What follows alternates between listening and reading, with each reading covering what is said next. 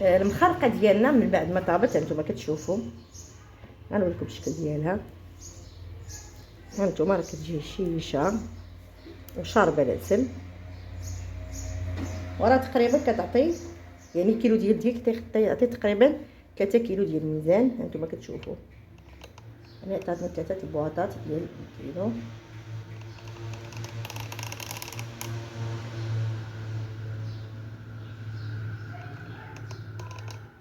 ونتمنى اللي يشترك في الفيديو في القناه اللي باقي ما اشتركش، وتديروا جيم الا عجبكم الفيديو. ورمضان كريم. السلام عليكم ورحمه الله تعالى وبركاته. مرحبا بكم في فيديو جديد ووصفه جديده من وصفات عالم صباح الطويل. نتمنى تكونوا على خير بخير، ونتمنى ان شاء الله هذا رمضان يدخل علينا بالصحه والسلامه وطول العمر، ونكونوا لا فاقدين ولا مفقودين ان شاء الله. الفيديو اليوم تحت الحاح بزاف ديال صحاباتي، يعني غنقدم لكم المخرقه اللي كتجي هشيشه وبمقادير يعني في المتناول ديال الجميع. والان خليكم مع المقادير وطريقه التحضير. قصريه غندير قبصه ديال الملح، وغنبدا بالنواشف. هي الاولى عندي كيلو و250 غرام. هي ديك 250 غرام كنزيدوها على حسب الكسور. نزيد عليها تقريبا معلقه بومبي يعني كبيره ديال القرفه،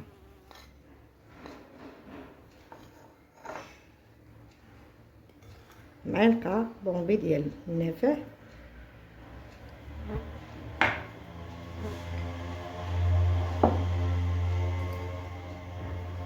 معلقه بومبي ديال حبه حلاوه،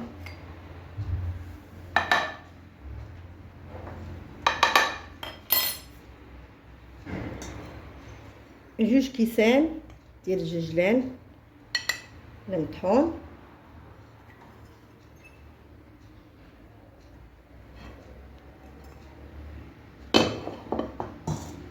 دابا غنحاول نبسس هاد المقادير. والسر باش تجيكم يعني مخرقه هشيشه هو هاد التبسبيسه، يعني ضروري المخرقه خاصها تبسس باش تنسجم جميع المقادير.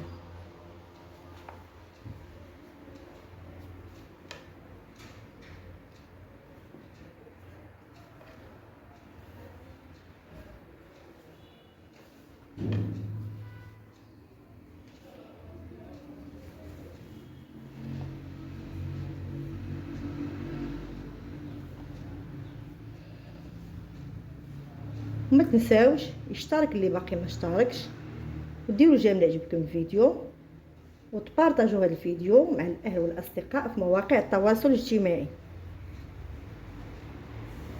من بعد ما تبسسنا هاد المقادير انتم كتشوفوا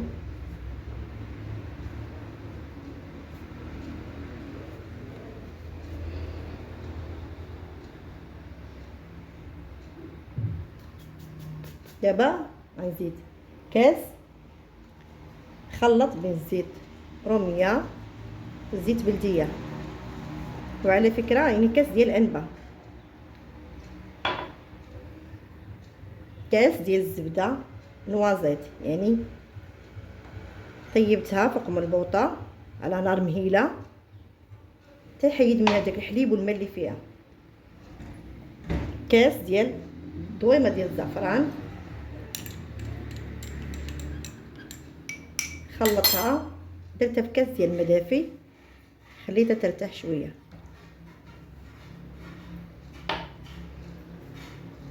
4 كاس ديال الخل،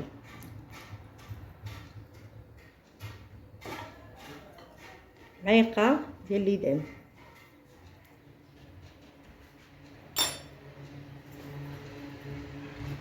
دابا غندير شويه ديال الكوزه كتبقى اختياريه ما يكثرش من الماء.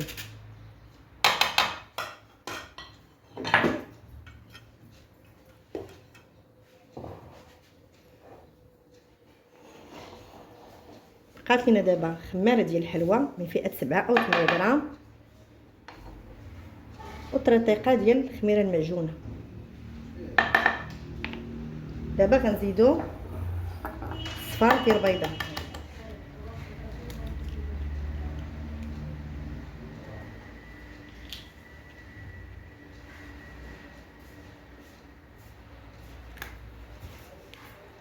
صفار ديال البيضه.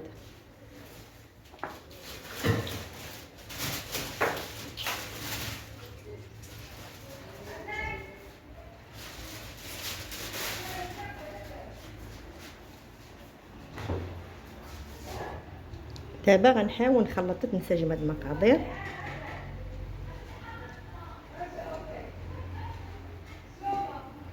وعلى فكره هاد الخميره المعجونه يعني ما تكثروش منها، يعني اللي باقي يلاه مبتدئه يعني باش ما تغلبهاش الشباكيه وتخمر لها في يديها، يعني ديرها رقيقه.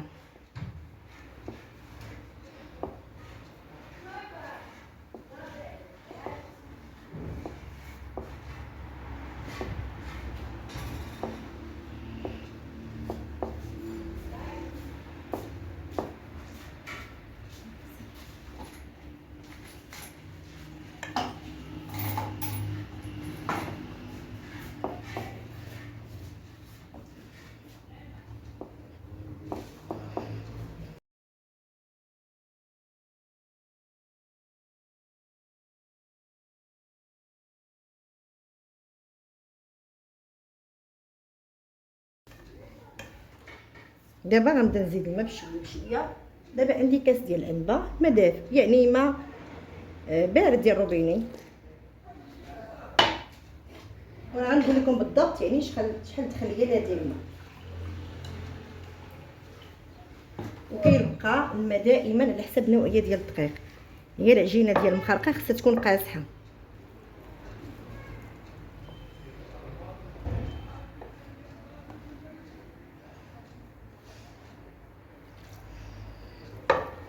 وراه صدقوني على ريحه طالعه منها يعني كتشهي.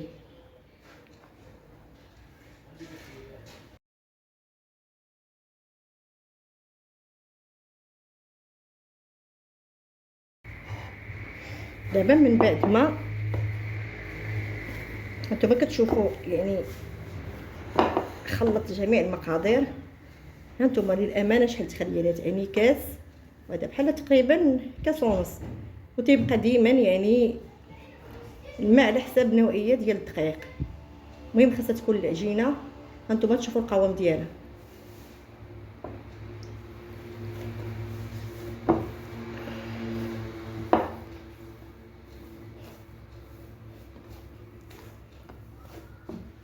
دابا غنديرها في بلاستيكه خليها ترتاح، ونتلاقى بكم ان شاء الله من بعد ما غنبدا نشبك.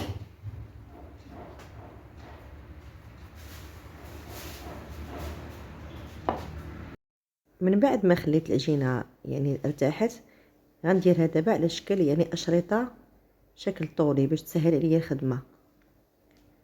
وغندوزها في الوراقه يعني من رقم 6، وانا يعني كنهود على فكره ان رقم 6 عندي هو الرقم يعني اللي كيخرج الجهه تكون رقيقه.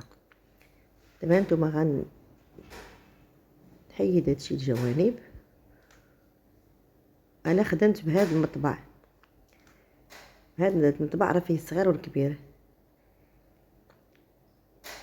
يعني هذا المطبع راه عملي. غنحاول دابا غندير نطبع وغنخليها شويه تنشف، هنا غنبدا نشكل فيها. وانتم تشوفوا ان شاء الله الطريقه ديال التشكيل ديال المخرقه، يعني راها ساهله. وهاد اللي كيبقاو ليا البقايا يعني كنحاول يعني نجمعهم في بلاستيكه ونعاود نرجع ليهم. انتم كتشوفوا دابا يعني كي كندير المخرقه من العجينه، كي كندير ليها يعني كنشكلها اشرطه وكنخليها ترتاح. كنطلق العجينه لشكل طولي وكنعاود نثنيه. ها هو الفيديو موضح راسو براسو. والطريقه هي اللي كتجي تخلي المخرقه ديالنا يعني كتجي مجعبه وشاربه الاسل. دابا نخليكم مع الفيديو باش تشوفوا الطريقه ديال التشباك.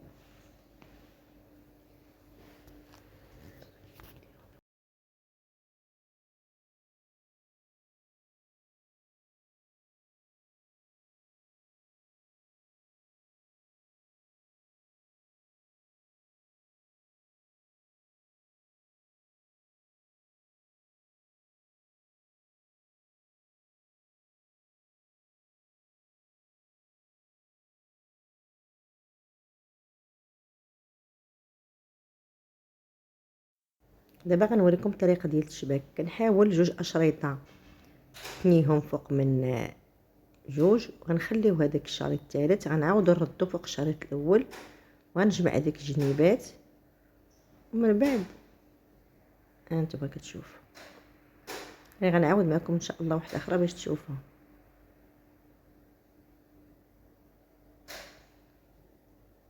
هانتوما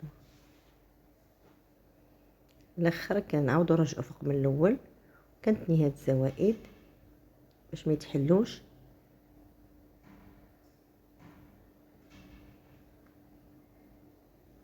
نتمنى يكون الشرح يعني باين.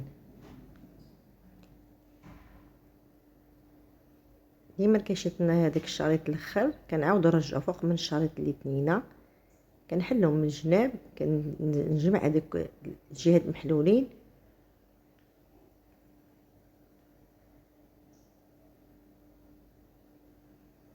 من بعد ما نكمل انا ساليت التشباك، درتو في لاطه خليته تنشف. ودابا غندوز ان شاء الله من بعد ندوز نقلي في مقلاه. يعني غندير واحد الكميه ديال الزيت اللي غتكون يعني ما غندير فيها المخرقه، غتغطيها ليا، نخليها حتى غتسخن مزيان ونرمي فيها المخرقه ديالي.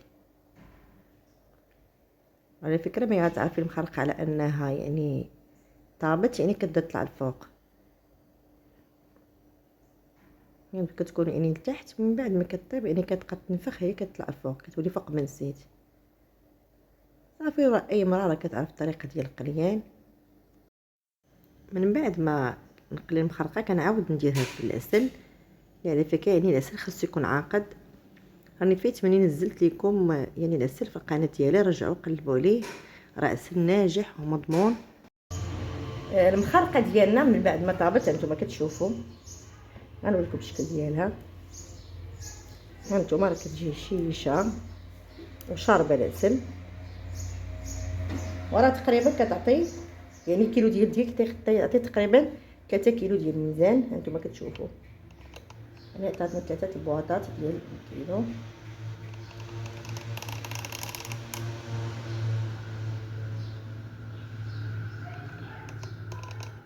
ونتمنى اللي يشترك في الفيديو في القناه اللي باقي ما اشتركش، وتديروا جيم الا عجبكم الفيديو. ورمضان كريم.